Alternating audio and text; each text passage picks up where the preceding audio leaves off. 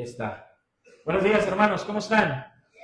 Qué bueno, bienvenidos sean todos ustedes a su casa, mi casa, Camino de Santidad. Qué bueno tenerlos aquí, un domingo más. Y ya me acuerdo qué iba a decir. Se me olvidó. No, de la posada yo sé que todos vienen, no hay necesidad. Ya se me olvidó, pero bueno, ¿qué les parece si ponemos este tiempo en las manos del Señor? ¿Les parece? Vamos a poner este tiempo en las manos del Señor, vamos a orar. Vamos a orar. Bendito Dios y Padre de nuestro Señor Jesucristo, te damos gracias, Dios, gracias por tu palabra. Gracias, Señor, porque tú eres bueno, tú eres fiel y tu misericordia es para siempre.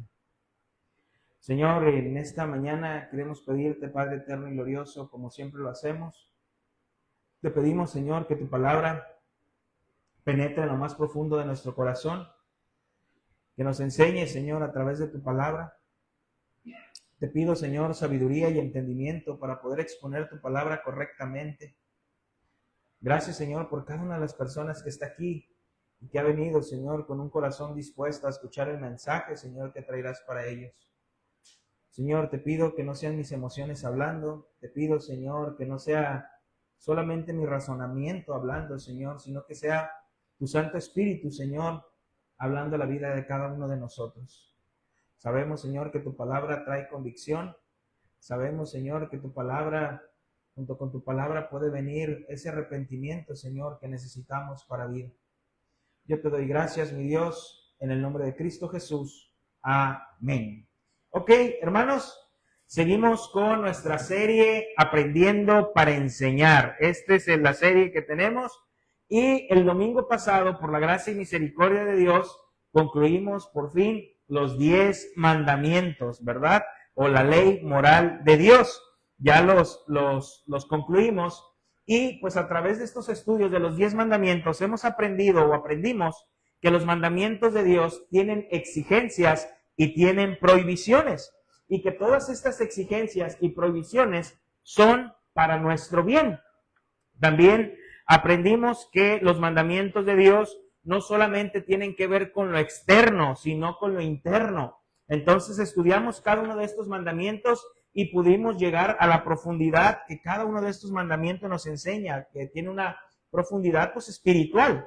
Hermanos, y pues a través de esta serie pues llevamos 80 temas. Y yo les dije, cuando terminemos esta serie, es como si ustedes hubiesen estudiado un diplomado en un instituto bíblico, porque para poder hacer un diplomado pues tienes que tener más de 60 horas de enseñanza y nosotros ya llevamos 80 temas y todavía nos faltan 6 temas por concluir. Y todos los estudios que hemos estado hablando pues son pura doctrina, es pura doctrina. Entonces, al final vas a pasar por tu diploma y te lo vamos a entregar aquí.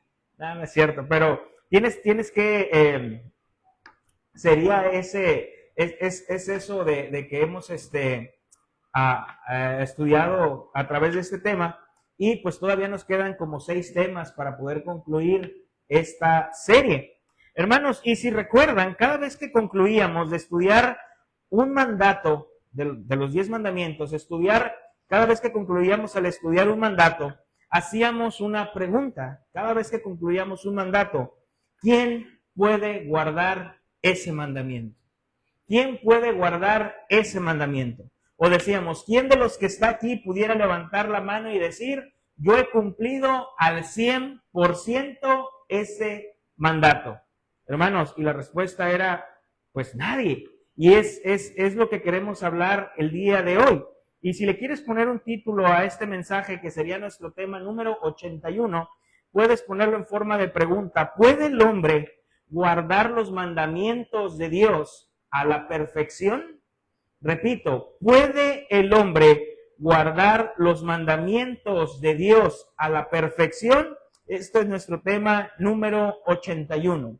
Hermanos, la respuesta es, desde la caída, nadie ha podido ni puede guardar los mandamientos de Dios a la perfección, sino que los quebranta diariamente con sus pensamientos, sus palabras y sus acciones. Hermanos, obvio está que ninguno de los que estamos aquí y ninguno de los que vendrán después de nosotros podrá guardar perfectamente los mandatos de Dios. Porque es claro, después de la caída, desde la caída de Adán, nadie ha podido guardarlos. Dice un comentarista, querer guardar o que alguien guarde los mandamientos de Dios a la perfección es como un cadáver por su propia naturaleza, es incapaz de realizar funciones vitales o de movimiento sin importar cuánto se le ordene o se espere de él.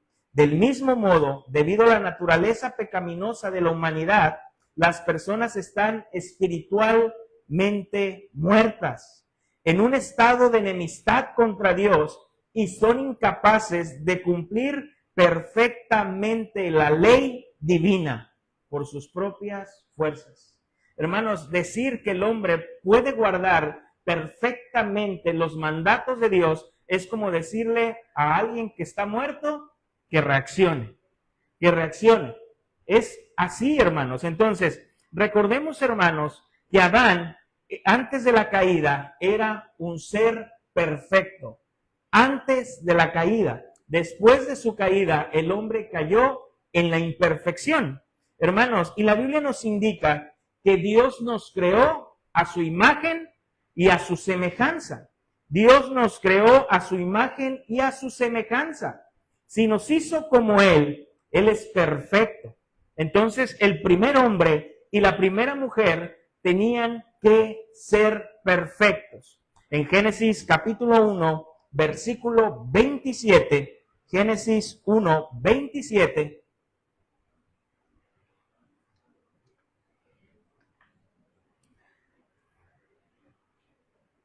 Génesis 1, 27,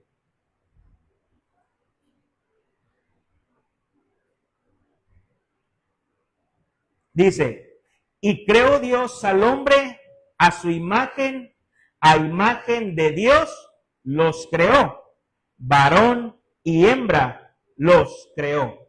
Hermanos, entonces, si un Dios perfecto creó al hombre a su imagen y conforme a su semejanza, el hombre tenía que ser perfecto. Pero entendamos este término perfecto, porque cuando nosotros hablamos de esta perfección, no nos estamos refiriendo a la perfección que es de Dios, que Dios no podía pecar o Dios no puede pecar. Hermanos, cuando hablamos de que Dios creó al hombre a su imagen y semejanza, y haciendo este tema, pues iba muy similar con lo que estamos estudiando o estudiamos el miércoles, ¿verdad? En la confesión de fe. Cuando hablamos aquí que Dios hizo al hombre conforme a su imagen y a su semejanza, debemos entender que nuestros primeros padres fueron creados perfectos, hablando en su ser, en su naturaleza, en su conocimiento, en justicia y en santidad. Fueron diseñados para obedecer a Dios. Estamos hablando que el hombre fue creado sin corrupción, sin inclinación al mal, sin enfermedad y sin muerte. Es así como Dios los creó en un principio. Hermanos, y nosotros todo esto sale de nuestro entendimiento porque nosotros no lo hemos vivido. ¿Verdad? ¿Te imaginas un ser humano que no tenía enfermedad? O sea, nada que el dolor de rodilla, que me duele la espalda, y que el brazo, que me duele la cabeza, que ya me subió la presión, que ya me bajó la presión. Era perfecto en ese estado. En ese estado, sin corrupción, sin inclinación.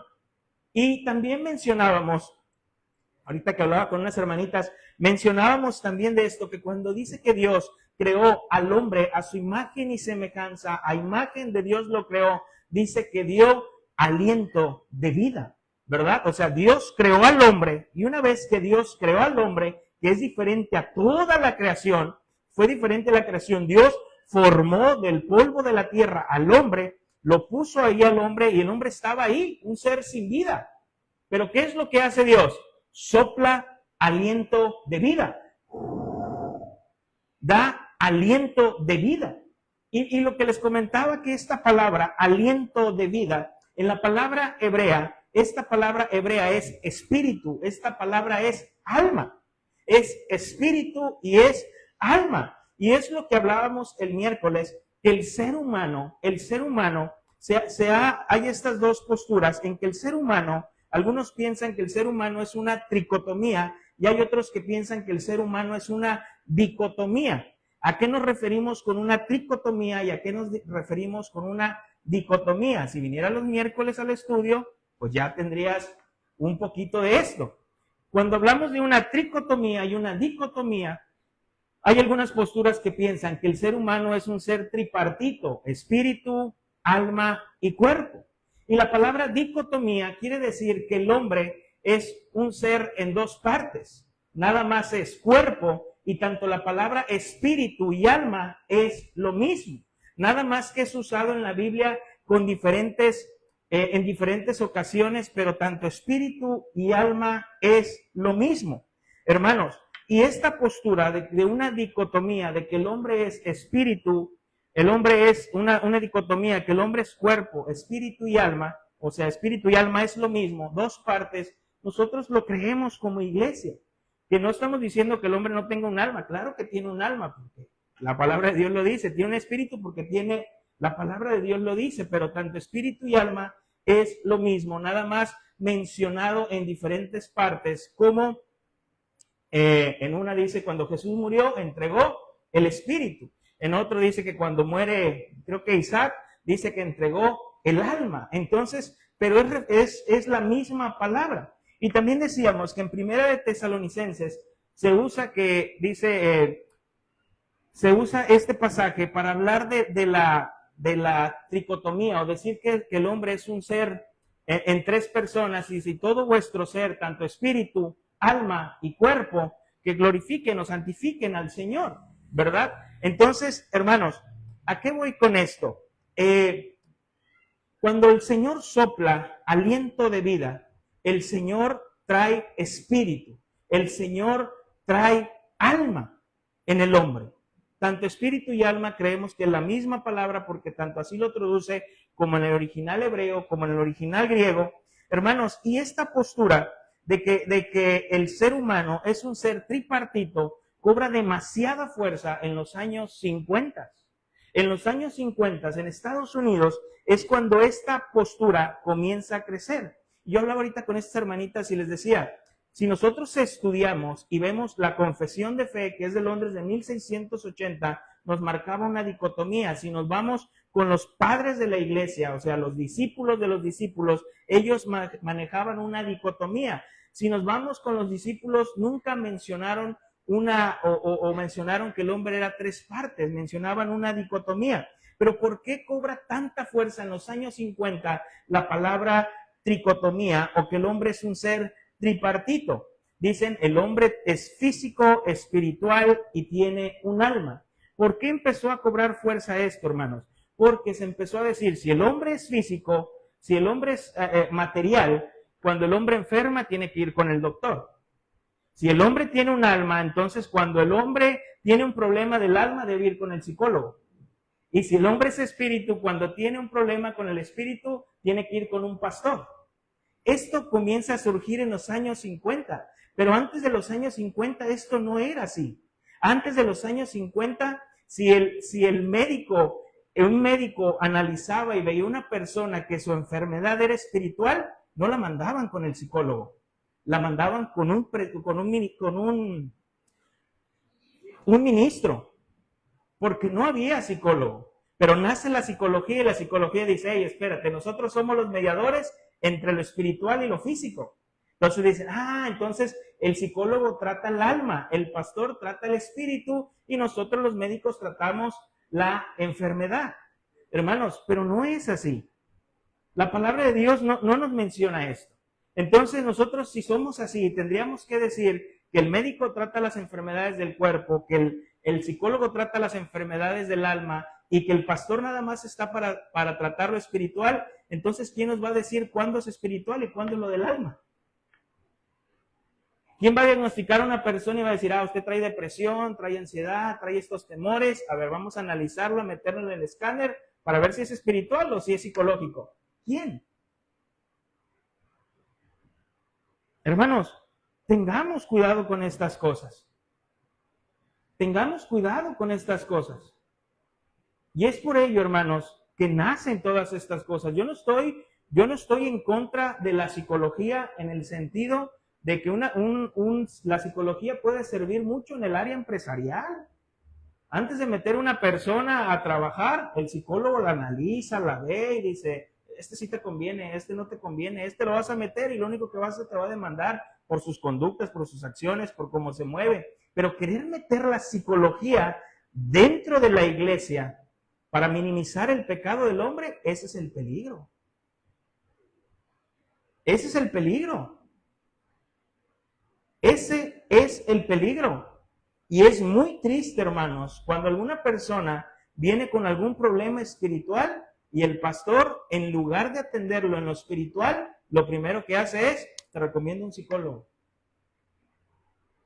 Y entonces, ¿para qué estamos los pastores? No, es que la psicología sí sabe. Yo no estoy atacando a quien sea. Mi hermana Patti es psicóloga, yo no estoy atacando y ella sabe, pues he platicado con ella. Una vez, inclusive, platicaba con la hermana Patti y le decía, oiga, hermana, ella trabajó mucho con el tema de los niños, ¿no? Así como la psicología con los niños. Y yo le decía, oiga, hermana, fíjese que había una persona que se acercó y me dijo, pastor, ocupamos un psicólogo para niños, pero alguien cristiano, ¿verdad? Alguien cristiano, que para que me pueda atender a mi hijo, porque trae esto, y me dijo ella, pastor, pues yo mejor como que yo no triunfé mucho en eso porque yo siempre le digo que los que primero ocupan terapia son los papás. Porque muchas de las conductas de los hijos vienen aprendidas por los padres. Y cuando le dices al papá, sí, vamos a atender a su hijo, pero primero tomen uno. Ah, no, nosotros no ocupamos, quien ocupa es mi hijo. No, primero ustedes lo ocupan. Tengamos cuidado en estas cosas, hermanos. Entonces, antes de la caída, el hombre era un ser perfecto. Era un ser perfecto. Aunque Adán era moralmente recto, él no era incapaz de pecar. Era perfecto, pero con la posibilidad de caer. ¿Por qué, hermanos? Porque Dios no creó al hombre como un títere indefenso. Dios no creó al hombre como un ser manipulado. Dios creó al hombre y le dio libre albedrío de obedecer o no obedecer a Dios. Aunque el hombre había sido creado sin corrupción, sin afecto al mal o sin caer tendencia al mal, el hombre tenía esa libertad de poder obedecer o no obedecer a Dios.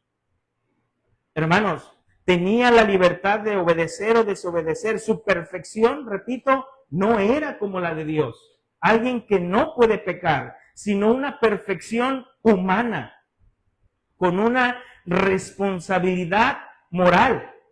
Es por ello que Dios le dio este mandato y la advertencia de decirle, no comas de este árbol.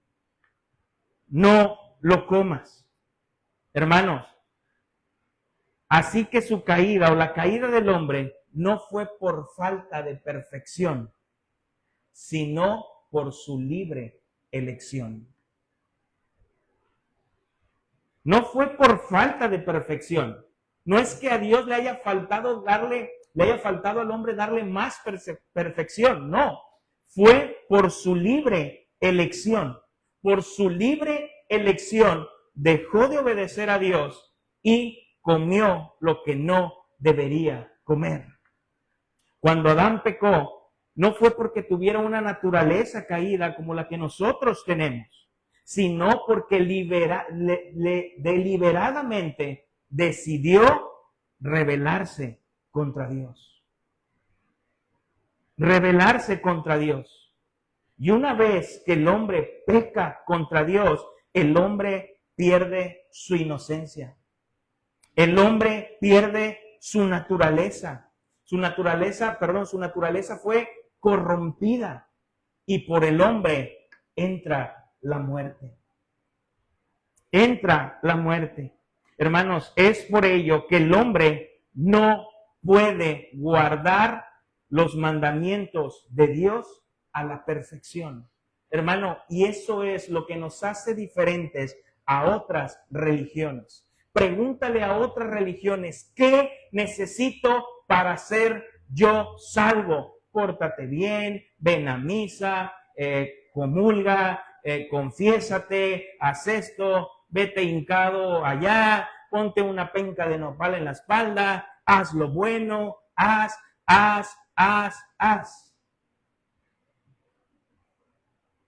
Y cuando le preguntas a alguien, a un cristiano, ¿qué necesito para ser salvo? Te dice, cree y arrepiéntete. Cree y arrepiéntete. Hermanos, querer nosotros obedecer los mandatos de Dios a la perfección sería como intentar escalar una pared perfectamente lisa. Una pared donde no puedes agarrarte de nada. Y querer comenzar a escalar por tus propios medios, ilustrando que la justicia requerida por Dios es inalcanzable, hermanos. Es inalcanzable. Entonces, el hombre no puede obedecer los mandatos de Dios a la perfección, porque la palabra de Dios nos dice que nosotros podemos cumplir 9 de los mandamientos, pero si violamos uno, somos culpables de toda la ley. Somos culpables de toda la ley. Pero sí hubo un hombre que pudo guardar todos los mandamientos de Dios a la perfección. Hubo un hombre que pudo guardar todos los mandamientos de Dios a la perfección. Era un hombre verdaderamente perfecto en su naturaleza y en obediencia absoluta. ¿Quién fue? Cristo, hermanos. Solamente Él pudo guardar y cumplir los mandamientos de Dios a la perfección. Segunda de Corintios, capítulo 5, versículo 21.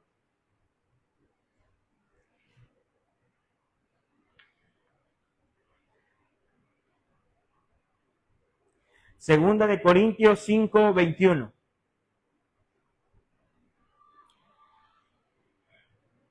Amén.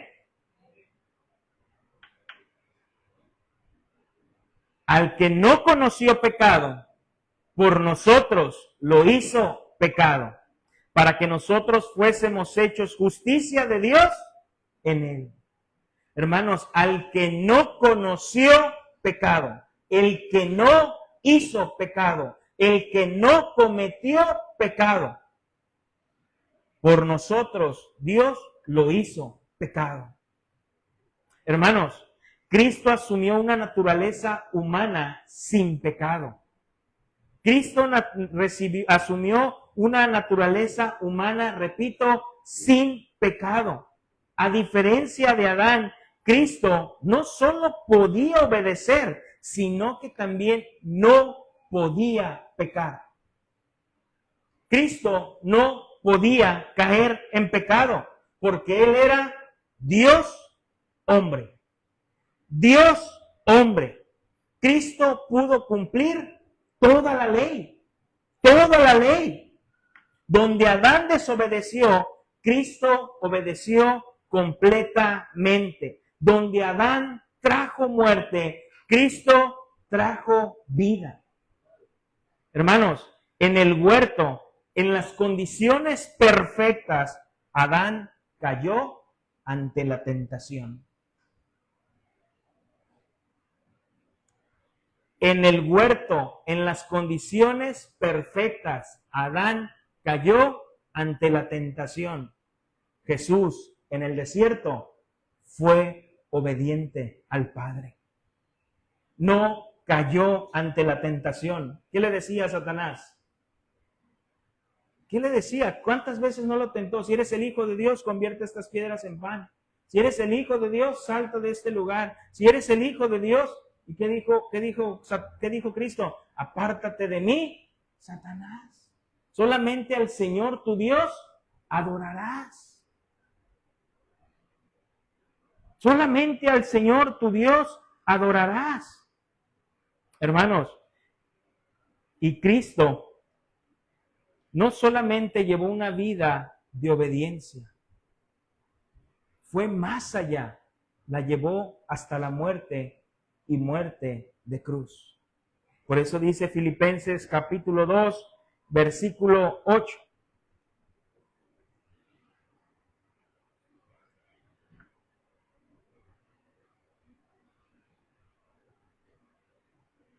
Filipenses 2:8, y estando en la condición de hombre, se humilló a sí mismo, haciéndose obediente hasta la muerte y muerte de cruz.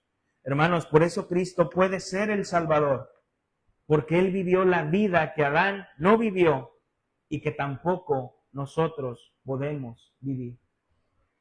El hombre no puede guardar los mandamientos de Dios a la perfección. Solamente Cristo. Hermanos, por eso, vamos a Eclesiastés, Eclesiastés 7, versículo 20. Eclesiastés 7, versículo 20.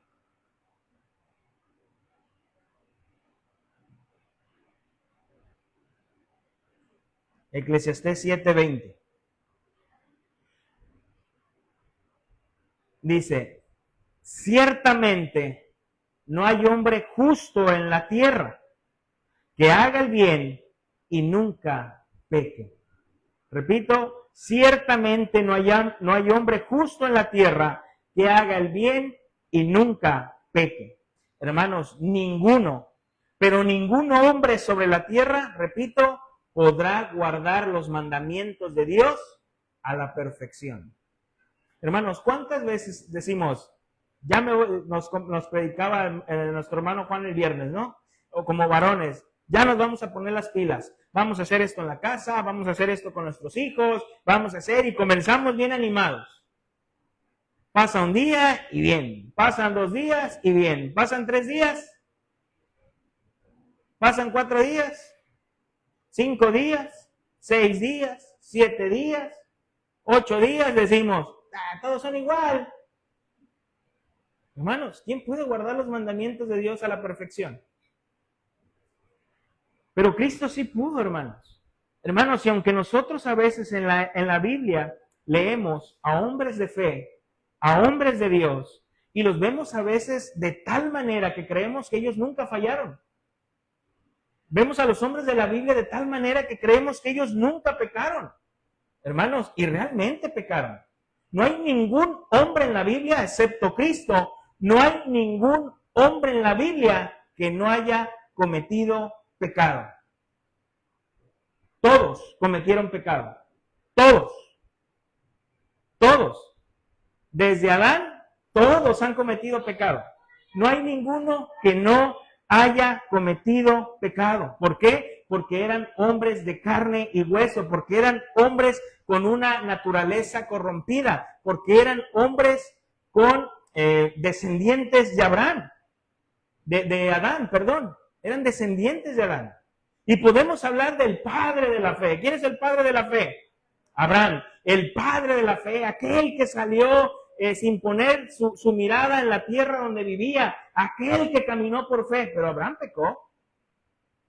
Ese hombre que lo conocemos como el hombre del padre de la fe, pecó por incredulidad, ¿sabías? Cuando iba con su esposa Sara, iban a entrar a Egipto, dijo, me van a matar. A pesar de que Dios ya le había dado la promesa, me van a matar. Y le dice a Sara, mira, si preguntan qué somos tú y yo, somos hermanos, ¿eh? Y cuando llegaron le dijeron, ¿quién es? Ah, ella es mi hermana. Y Sara, sí, es mi hermano. Ah, ¿y qué es el faraón? Pues la quiere tomar como esposa. Y cuando el faraón la quiere tomar como esposa, dice que vienen plagas, vienen enfermedades, vienen muchas cosas, hasta que se dan cuenta que era por ser esposa de Abraham. Pero el padre de la fe pecó por incredulidad. Pecó. No fue perfecto. Jacob fue un hombre engañador. No le dijo a su padre, ¿quién eres? Le dice, soy yo, Esaú. Mira, tócame. Y ya se había puesto la piel ahí. Mira, tócame lo velludo que estoy. Pecó Jacob. David, el hombre conforme al corazón de Dios, dice la Biblia, David, el hombre conforme al corazón de Dios, escribió aquella carta que decía, pon a Urías al frente de la batalla, en lo recio de la batalla, y después retrocedan, déjenlo para que muera. David pecó. Salomón, el rey sabio sobre la tierra, aquel rey que le dijo al Señor, solamente dame sabiduría para poder guiar a tu pueblo en su vejez. En todos sus años tomó 300 esposas, 700 concubinas y dice que sus mujeres los desviaron a adorar a otros dioses. Juan el Bautista, el que abrió el camino al Mesías, aquel que se había profetizado de él, que abriría camino al Mesías. Cuando estaba preso dijo, hey, vaya y díganle que si es este el que había de venir o esperamos a otro. Hermanos, sus discípulos, que con debilidad y temor lo abandonaron. E inclusive aquel que le dijo, yo voy contigo hasta la muerte, dijo, no lo conozco, por mí que lo maten. Hermanos, y aún el apóstol Pablo, y algunos pueden decir, pues ¿en qué pecó Pablo? Parece que Pablo llevó desde su conversión, parece que llevó una vida como sin pecado. Hermanos, Pablo también pecó, porque no pudo alcanzar la perfección que con tanto empeño buscaba. No la pudo alcanzar, no dijo, miserable de mí. ¿Quién me librará de este cuerpo de muerte? Porque lo que no quiero, eso hago. Hermanos, ningún hombre en la Biblia puede decir que ha obedecido la ley de Dios a la perfección. Solamente Jesucristo, hombre. Todos los días, hermanos, todos los días quebrantamos la ley de Dios con nuestros pensamientos, con nuestra boca y con nuestras acciones. Todos los días fallamos, todos los días pecamos. Con nuestros pensamientos, Mateo capítulo 9, versículo 4.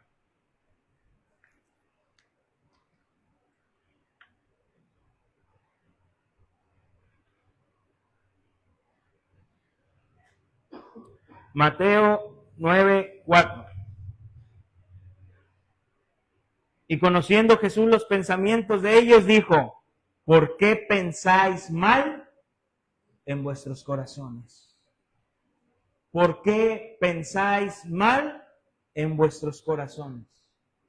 Hermano, simplemente cuando estamos platicando con alguien y te está contando algo, y no, que no sé qué, y tú en el pensamiento, mentiroso, hipócrita, estás pecando con los pensamientos. De palabra, hermanos, ¿cuántas veces no hemos pecado de palabra? ¿Cuántas veces no hemos hablado de más y hemos ofendido a alguien? ¿Cuántas veces no hemos hablado de más y hemos llevado a que una persona tenga una mala reputación de la otra persona? ¿Cuántas veces no hemos pecado de palabra? Hermanos, con nuestras acciones, ¿cuántas veces no hemos pecado con nuestras acciones? Hermanos, y aún los pecados que hay de omisión. ¿Cuáles son aquellos pecados de omisión? Aquellos pecados de omisión cuando no hago algo que debo de hacer. Aún de aquello de lo que no me doy cuenta y caigo en pecado. Por eso el salmista decía, ¿quién podrá entender sus propios errores? ¿Quién podrá entender sus propios errores? Líbrame de los que me son ocultos. Pero cuando alguien viene y nos dice nuestros pecados ocultos, nos molestamos, nos enojamos, nos ofendemos. Dice, pues ¿qué no dices que te libre de los pecados que te son ocultos? Hermanos, pero así es. Aún de esos pecados que nosotros no nos damos cuenta, aún de esos pecados, el Señor castiga. Aún por esos pecados. Hermanos, el hombre no puede guardar perfectamente los mandatos de Dios. Hermanos, y no todas las transgresiones de la ley son igual de abominables. No todos los pecados son igual de abominables. Vamos dejando algo claro, hermano. Pecado es pecado. Tanto el más grande como el pequeño, pecado es pecado. Aunque a nuestros ojos parezca un pecado, vamos a decirlo así, un pecadito, para Dios es pecado. Como un pecadote, que no, eso es un pecadón, es pecado. Y a veces nosotros medimos los pecados de esa manera. Bueno, yo sí lo hago, pero no tanto. O sea, nosotros sí nos comportamos así, pero no tanto como ellos. Y nos tendemos a justificar de esa manera. Nos tendemos a justificar de esa manera. O sea, sí fallamos, pero no como ellos. Sí pecamos, pero no como ellos. Yo tengo un matrimonio no tan mal. Mira, compara mi matrimonio con él. Yo tengo unos hijos, pero no tan errados. Mira, compara a mis hijos con los de él. Por eso te digo, pero cuando nos comparamos con la persona de nuestro Señor Jesucristo, nos damos cuenta cuánta falta nos hace, hermanos, todavía. ¿Cuánto nos falta ser como nuestro Señor Jesucristo? Hermano, pero ya sea pecado grande o chico, ese pecado para Dios es atroz, es terrible y lo provoca a ira. Ya sea grande o chico ante tus ojos, para Dios es atroz, es terrible y lo provoca a ira. Deuteronomio capítulo 9, versículo 18 al 19.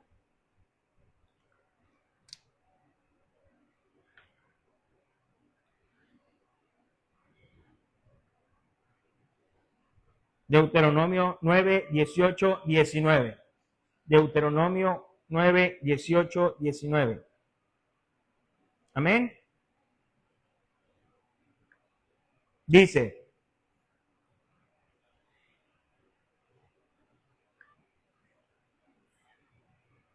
y me postré delante de Jehová como antes, 40 días y 40 noches. No comí pan ni bebí agua a causa de todos vuestros pecados que habíais cometido, haciendo el mal ante los ojos de Jehová para enojarlo, porque temía causa del furor y de la ira con que Jehová estaba enojado contra vosotros para destruirlos. Pero Jehová me escuchó aún esta vez. Aún esta vez. Hermanos, podemos ver que el pecado para Dios es atroz. El pecado es terrible y lo provoca a ira. Hermanos, inclusive algunos pecados en sí mismo y en razones de varias agravantes son más abominables ante los ojos de Dios. Aunque para Dios pecado es pecado, ya sea grande o chico, que digamos nosotros, hay unos pecados para Dios que son más abominables. Son más abominables. En Juan capítulo 19, versículo 11.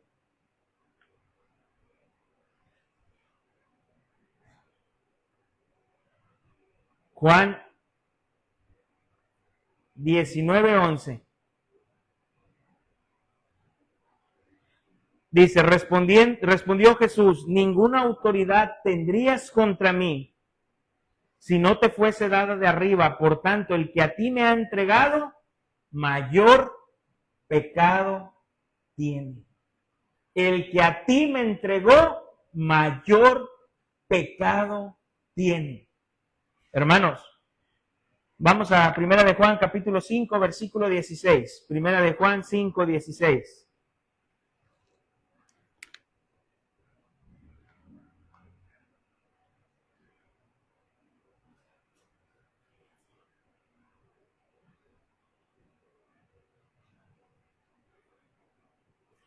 Primera de Juan 5, 16 dice: si alguno viere a su hermano cometer pecado que no sea de muerte, pedirá a Dios y le dará vida. Esto es para los que cometen pecado que no sea de muerte. Hay pecado de muerte por el cual yo no digo que se pida.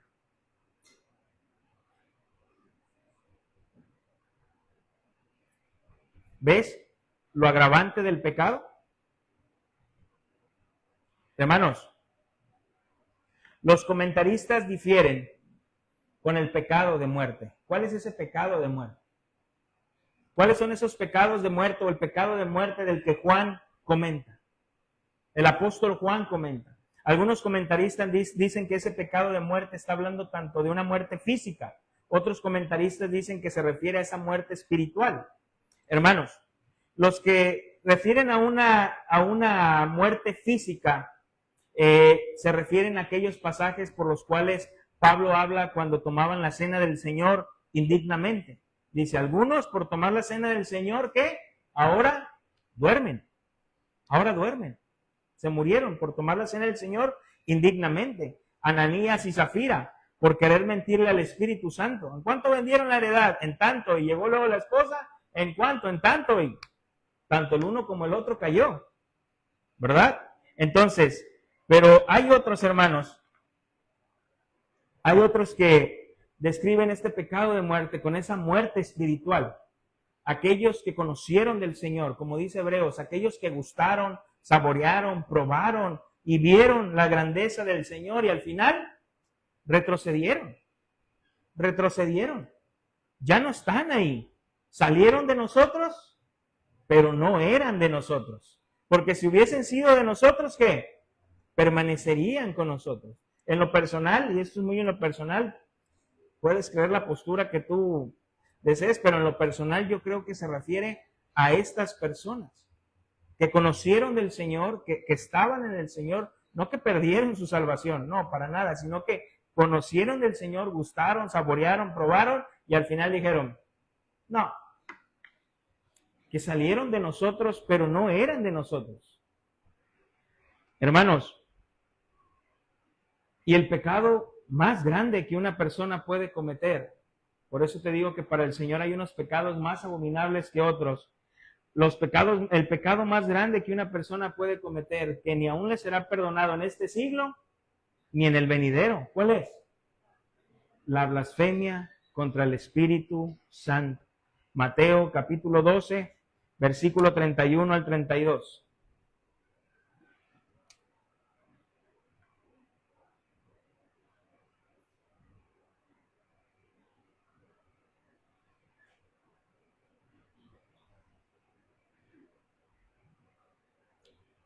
Dice,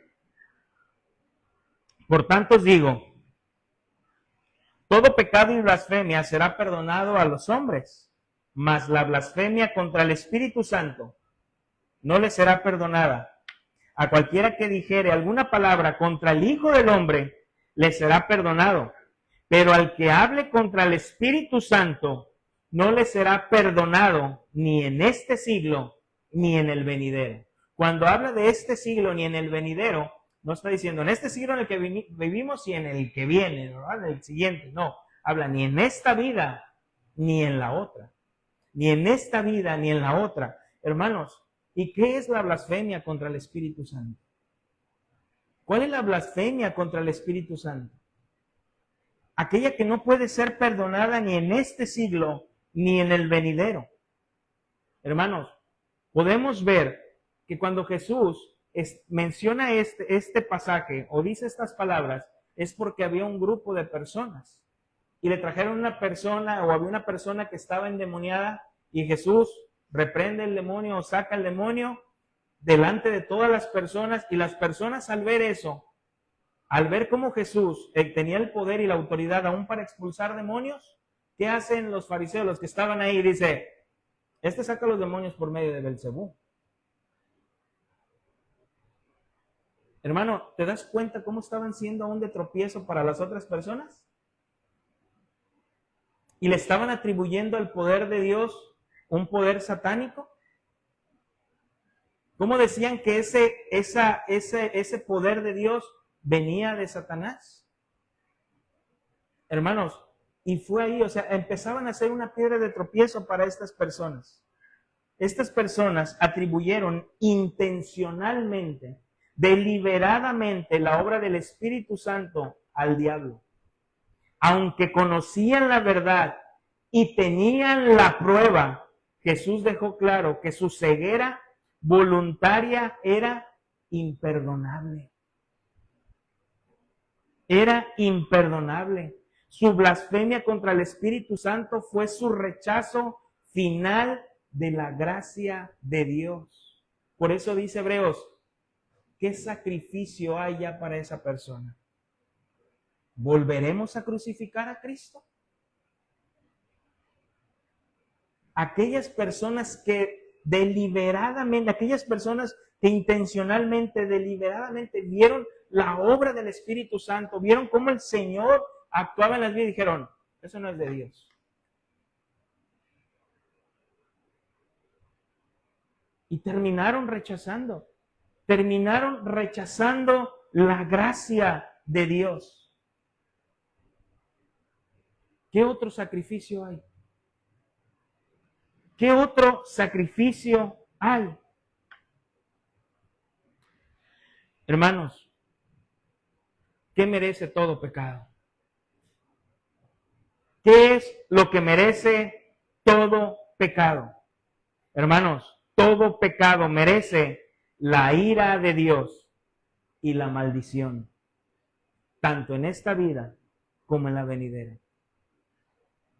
Todo pecado merece la ira de Dios, tanto en esta vida como la venidera. Efesios capítulo 5, versículo 6.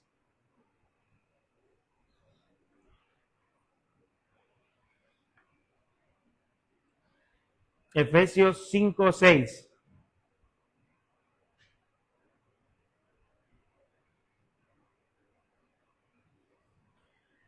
Nadie os engañe con palabras vanas, porque por estas cosas viene la ira de Dios sobre los hijos de desobediencia. Hermanos, la Biblia enseña con absoluta claridad que todo pecado, sin importar su tamaño o quien lo cometa, es una ofensa directa contra Dios, contra su ley, contra su carácter, contra su santidad. Por lo tanto, todo pecado merece ira, es decir, la justicia, la respuesta de Dios contra el mal. Y también maldición, que es la condenación o separación de Dios eternamente. Hermanos, ningún hombre puede cumplir los mandamientos de Dios a la perfección. Ningún hombre. Y la palabra de Dios dice que si violas uno de los mandamientos de Dios, eres culpable de toda la ley. Y el ser culpable de toda la ley te convierte en pecador. ¿Qué merece todo pecado o todo pecador? La ira de Dios.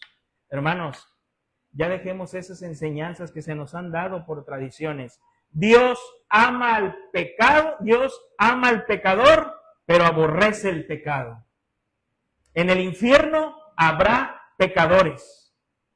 Es que Dios te ama a ti, Dios te ama tal y como eres, pero Dios aborrece tu pecado. No, Dios aborrece al pecador y aborrece el pecado. Dios está enemistado con el hombre. Por eso necesitábamos un mediador, necesitábamos un reconciliador, alguien que nos reconciliara con Dios, alguien que nos hiciera hacer las paces con Dios, porque el hombre está separado de Dios.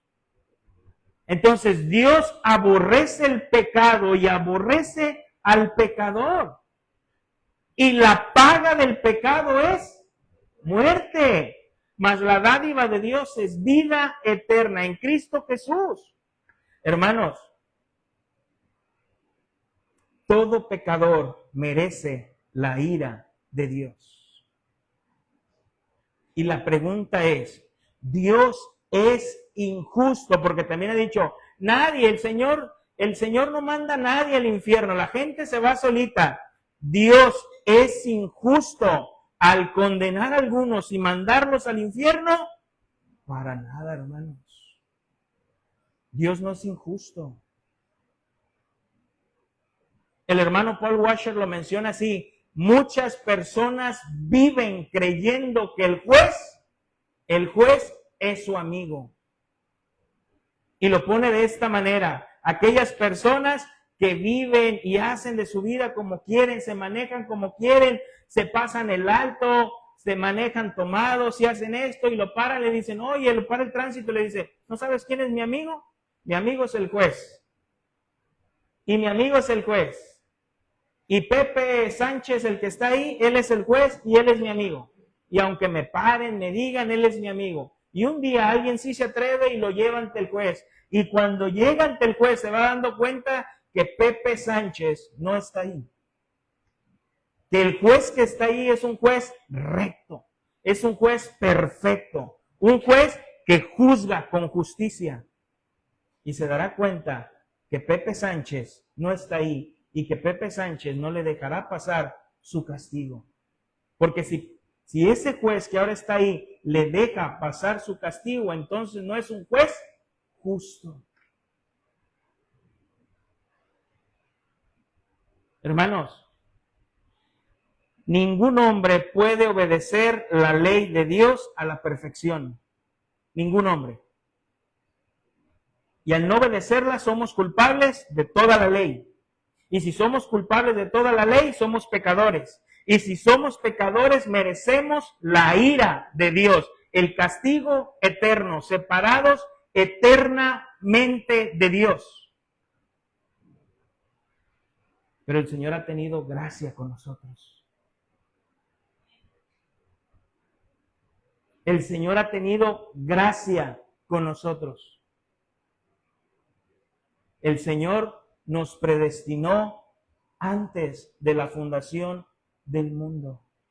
Hermano, ¿qué es la palabra gracia? Es un favor inmerecido. Aunque tú no merecías ser salvado, y aunque yo no merecía ser salvado, porque no pudimos cumplir la ley de Dios a la perfección, porque somos pecadores y al ser pecadores merecemos la ira de Dios, aunque no merecíamos ser salvados, Él decidió por amor salvarnos. Pero como Dios no puede violar su propia palabra y dice, la paga del pecado es la muerte, Dios no solo nos dijo, yo los salvo, ya, yo declaro que ustedes son salvos y ya son salvos. La paga del pecado es la muerte. El pecado debe de ser castigado y fue Dios quien envió a su Hijo. Fue Dios quien envió a su Hijo y en su Hijo cargó nuestro pecado. Y el pecado fue castigado en Cristo. El pecado que tú y yo merecíamos, ese castigo, esa crucifixión, esa separación eterna, fue puesta en Cristo. ¿Qué de bueno hiciste para que Cristo tomara tu pecado? ¿Qué de bueno teníamos, hermanos? ¿Qué de bueno hicimos? No, es que yo iba a los 6 años, yo iba a misa. Desde chiquito iba a misa. Nada, hermanos. Él decidió amarnos. Él decidió salvarnos. Él decidió entregar su vida por nosotros. En Cristo, nuestro pecado en Cristo fue castigado, hermanos. En Cristo. Hermanos, nadie puede guardar completamente la ley de Dios. Nadie.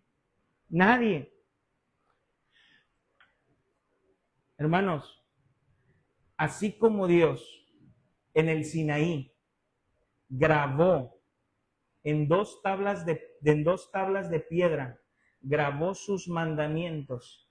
La palabra de Dios dice que el Señor hace una intervención divina con nosotros. El Señor hace algo sobrenatural que ni la ciencia lo puede explicar, que no depende del que quiere ni del que corre, sino del que Dios tiene misericordia, que fue algo sobrenatural, así como el nacimiento de Isaac. No es algo que proviene meramente del deseo humano, porque el deseo humano aborrece a Dios. Es Dios quien hace algo sobrenatural. Así como Dios en el Sinaí grabó sus mandamientos en 2 tablas de piedra, ahora el Señor graba sus mandamientos en este corazón. En este corazón. Una vez que Él nos salva, una vez que Él nos regenera, Él escribe esos mandamientos en el corazón. ¿Por qué crees que el Antiguo Testamento da cosas tan detalladas? Que fue el Señor mismo quien escribió en las tablas, con su dedo escribió esos mandamientos, porque todo eso era sombra de lo que había de venir. Ese mismo Dios ahora grabaría en nuestros corazones sus mandatos. Jeremías 31, 32, Jeremías 31 al 33, ya estoy sobre el final.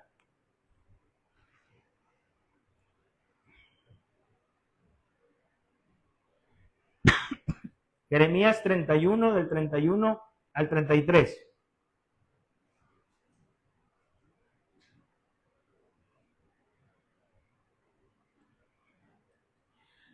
He aquí vienen días, dice Jehová, en los cuales haré un nuevo pacto con la casa de Israel y con la casa de Jehová, no con la casa de Judá, no como el pacto que hice con sus padres el día que tomé su mano para sacarlos de la tierra de Egipto, porque ellos invalidaron mi pacto.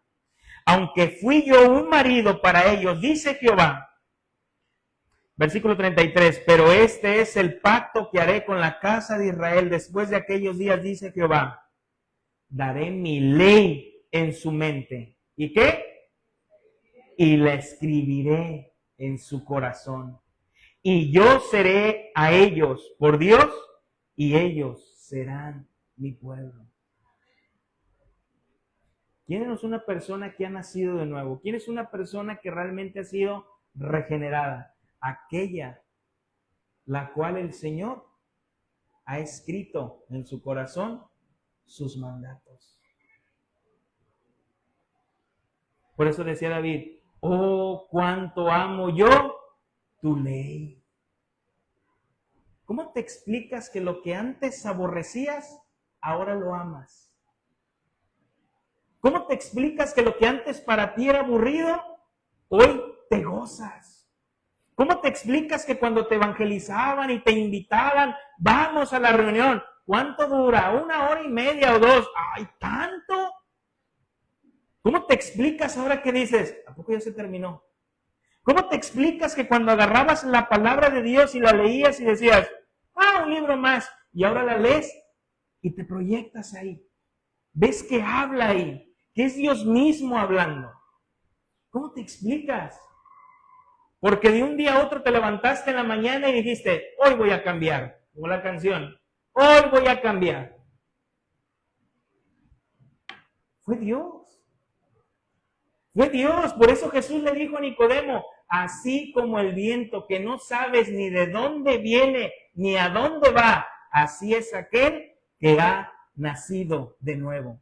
No sabes cuándo, no sabes la hora, no sabes el día, solamente un día alguien te predicó, escuchaste el mensaje y fue ¡pum!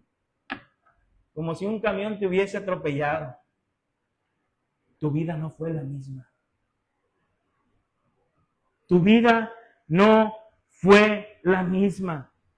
Es Dios quien toma la iniciativa por su Espíritu Santo. Pone en nosotros el deseo de obedecer. Esto es escribirlos en el corazón, desear obedecerlos. Se convierte en una fuerza interior que moldea el carácter del hombre desde adentro. Y por eso ahora podemos entender lo que Pablo decía, miserable de mí.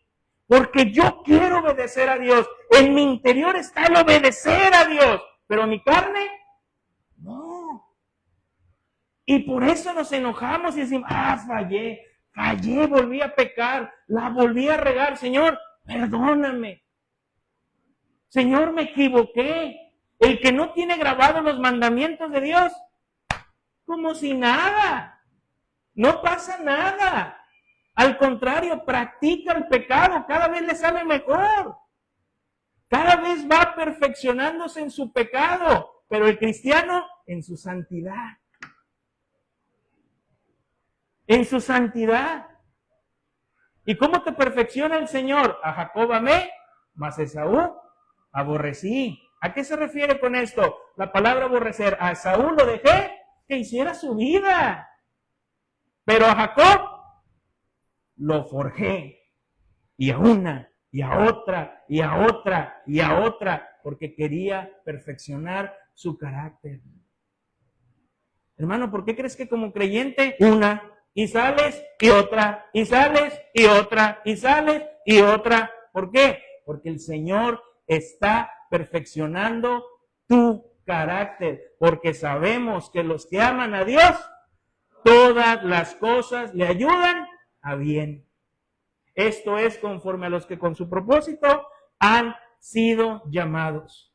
¿Por qué te ayuda para bien? Porque te estás pareciendo a Cristo.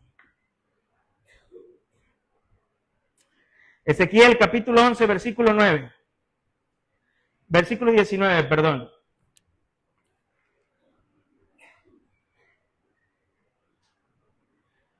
Ezequiel 11, 19 al 20.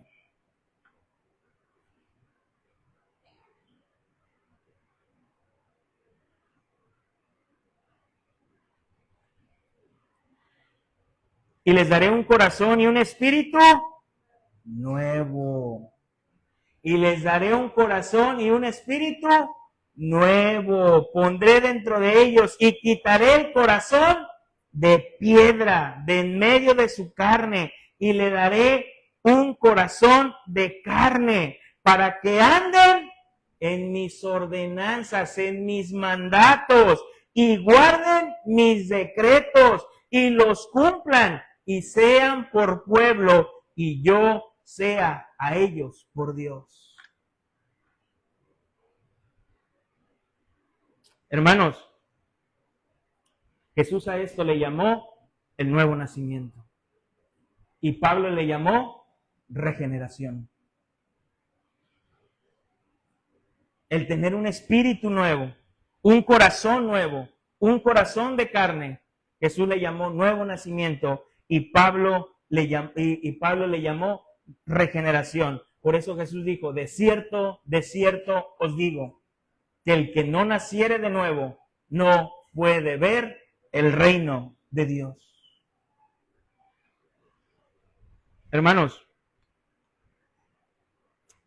voy sobre el último versículo. Vamos a Tito 3 al 7. Tito 3, del 3 al 7.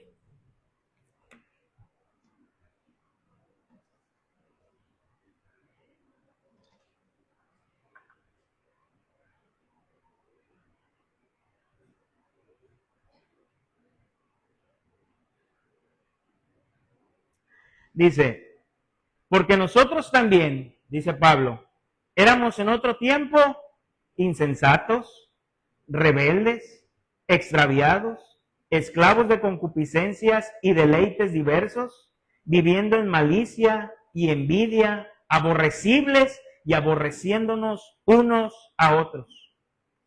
Pero cuando se manifestó la bondad de Dios nuestro Salvador y su amor para con los hombres, nos salvó.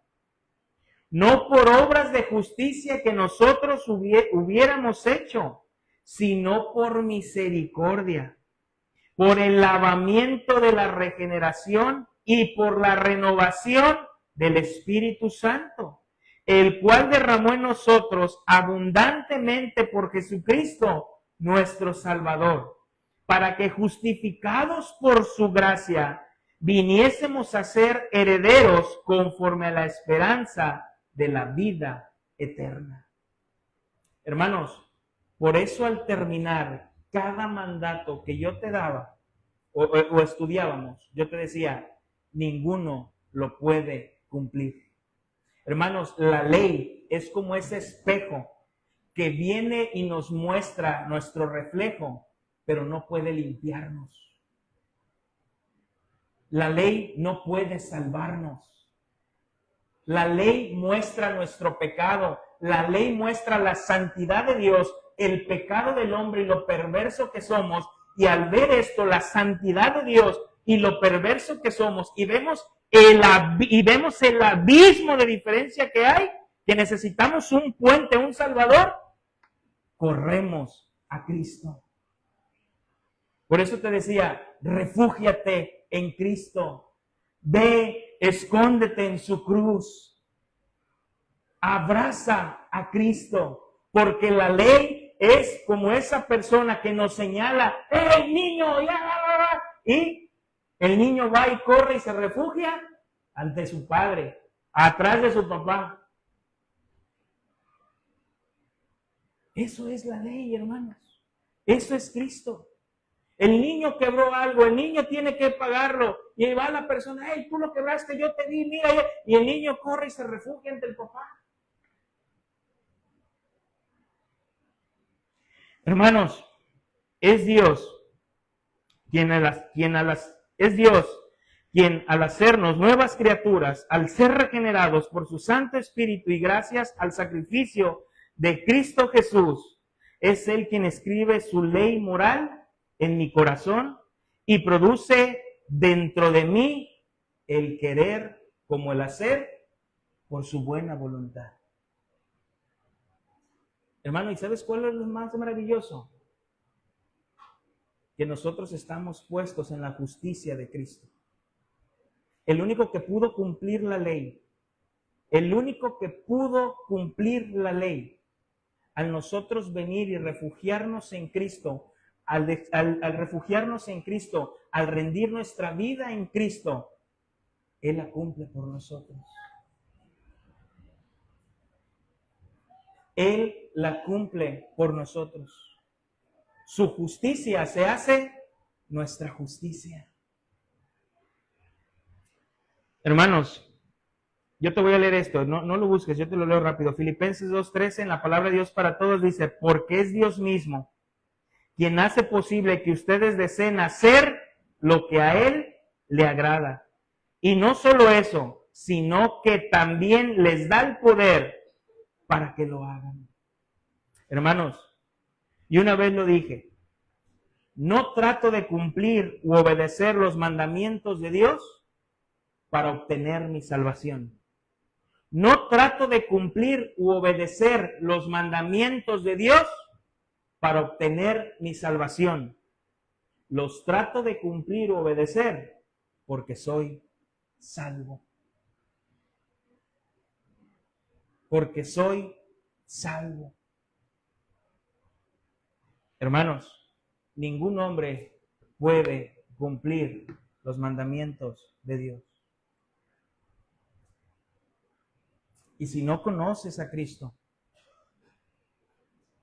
si no te has refugiado en Cristo, y si crees que por tus propios méritos vas a ser salvo, y si te vives comparando con otras personas, y tu comparación es que no estás tan mal porque te comparas con el borracho, con el mendigo, con el compadre, y crees que no estás tan mal, déjame y te digo que para Dios, pecado es pecado. Y todo pecado merece la ira de Dios.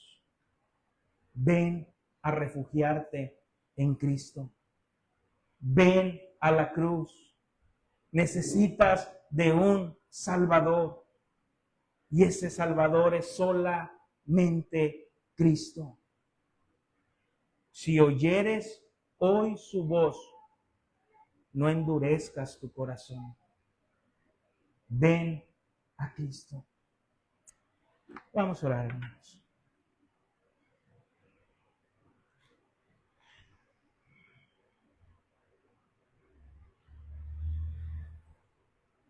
Bendito Dios y Padre de nuestro Señor Jesucristo.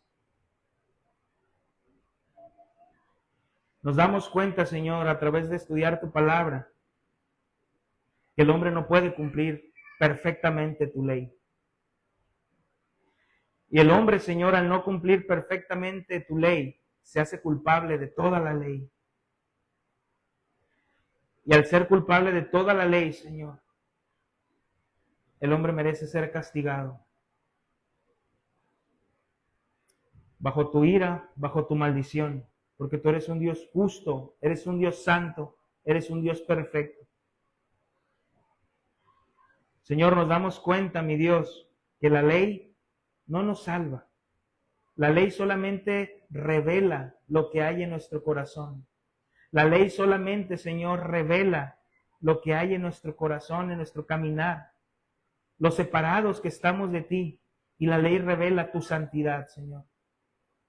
La ley nos hace entender que merecemos un Salvador y que ese Salvador es Cristo, el único perfecto, aquel que pudo cumplir, Señor, y obedecer todo a la perfección, porque era Dios hombre, porque no era un descendiente, Señor, de Adán, sino que fue tu semilla santa puesta en esa mujer.